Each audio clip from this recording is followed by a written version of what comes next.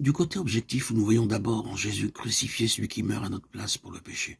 Et tous ceux qui sont nés de Dieu, qui ont accepté Christ comme sauveur, peuvent dire le changement qui s'est opéré dans leur vie depuis leur conversion. C'est là le côté expérimental, subjectif du calvaire. Puis vient la révélation que moi, pécheur, j'ai été cloué avec mon sauveur sur le bois de la croix. Nous sommes un avec le Christ en croix, dit Monsieur Fox. Sa croix est aussi la nôtre. Sa mort est aussi la nôtre. Ces dernières années, des milliers d'enfants de Dieu l'ont compris. Ils ont accepté subjectivement tout ce que cela impliquerait dans leur vie. Mort au péché, séparation d'avec la vieille nature, la vie charnelle, psychique, et la complète séparation d'avec le monde pour ne plus appartenir qu'au Rédempteur, celui qui a racheté. Ainsi s'obtient la victoire sur Satan.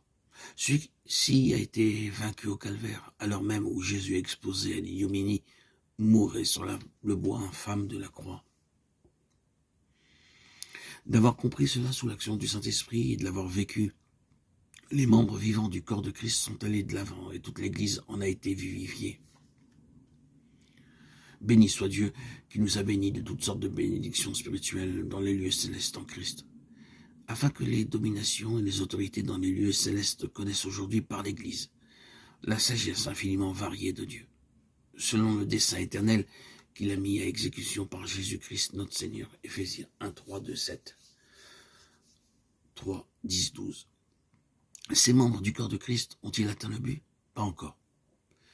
À son point ultime, la vie de résurrection ramène à la croix, afin que je le connaisse, lui, et la puissance de sa résurrection et la communion de ses souffrances, partageant la ressemblance à sa mort. Et dans la seconde épître aux Corinthiens, l'apôtre écrit « Je porte toujours en mon corps la mort de Jésus, afin que la vie de Jésus puisse aussi être manifestée en moi. Car au milieu de la vie, je suis continuellement livré à la mort pour l'amour de Jésus, afin que la vie de Jésus par laquelle la mort fut vaincue manifeste sa puissance. » 2 Corinthiens 4, 10, 11. Que signifient donc ces paroles? Pourquoi est-il nécessaire de porter toujours en son corps la mort de Jésus? Parce que le corps est exposé aux attaques du monde, de la chair et du diable. Bien qu'en esprit le racheté soit déjà dans les lieux célestes unis au Seigneur ressuscité, partageant son trône. Par cette mort quotidienne, le croyant est de plus en plus rendu conforme à la mort de son Sauveur, tandis que la vie spirituelle en lui, la vie selon l'esprit, se fortifie de plus en plus.